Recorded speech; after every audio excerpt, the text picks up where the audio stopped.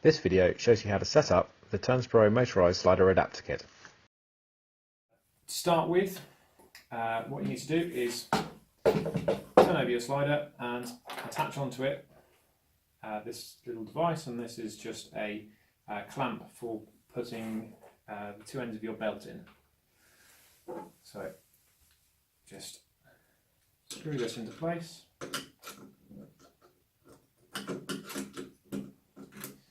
Most underside sliders contain a 1/4 inch UNC thread, so that's just what we're going into there.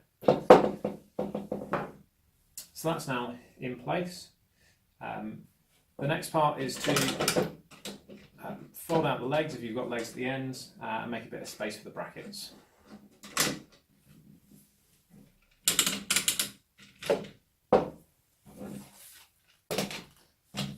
Now it doesn't matter which end they go on, so we'll start with this end here. This is the end that will house the TurnsPro itself, which is this.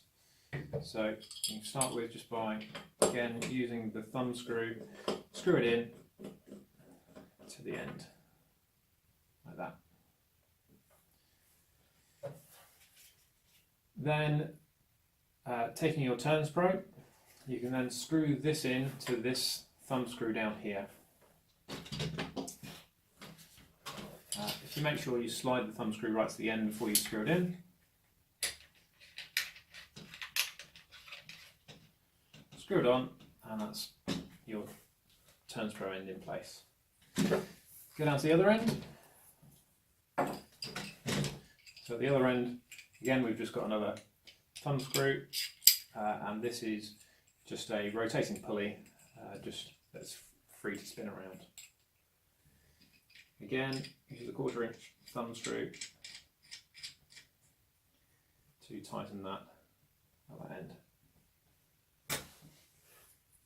Moving back to the TurnsPro end again, if you take your pulley,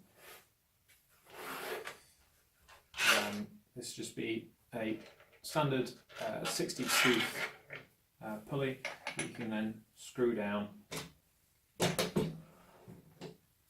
straight on top of your TurnsPro. There's 2 grub screws that you need to tighten up. So just nip up each one onto the thread of the TurnsPro itself.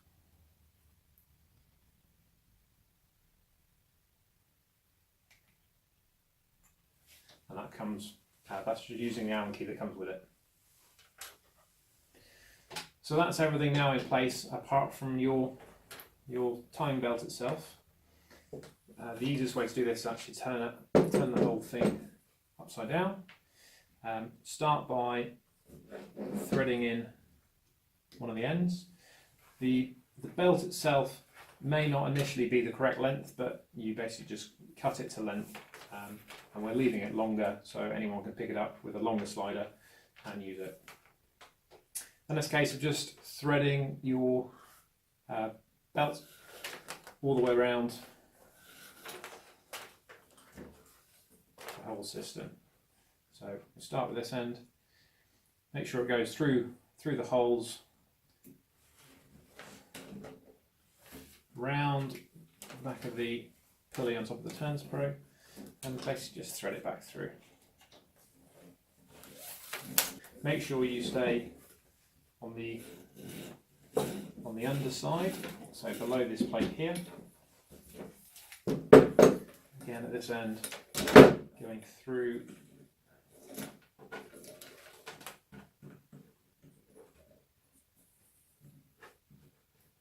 around the pulley,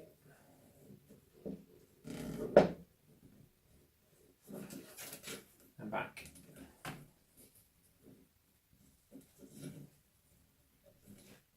And then the final part is just to give it a small amount of tension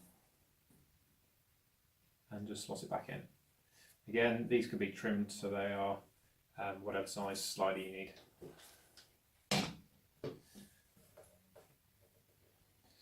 So just to show you how easy this is to get it moving, make sure that your sliding plate there is actually completely unlocked. Make sure the TurnsPro itself is tightened up. Both ends of the brackets need to be vertical. So they've gone up vertical, and that's it. We're ready to go. If I now press the TurnsPro to go, you can now see that the slider is now smoothly moving along. If you want to change the direction, you can set your TurnsPro to rotate in a different direction. So we'll choose anti-clockwise for this example. Press it going. That's it. You can see it going all the way along. So your slider plate in the middle actually comes with an adapter, so you can either have it as a 1/4 inch, so you can actually screw a TurnsPro directly straight onto here, or you can have it with a 3/8, which is what most standard ball heads come with. So that way you can mount DSLR onto here and then move it around, or you can mount a TurnsPro on top and put your camera on top of the TurnsPro to get a sliding and panning movement at the same time. That's it for this setup instruction video. We'll now show you some footage of what you can achieve.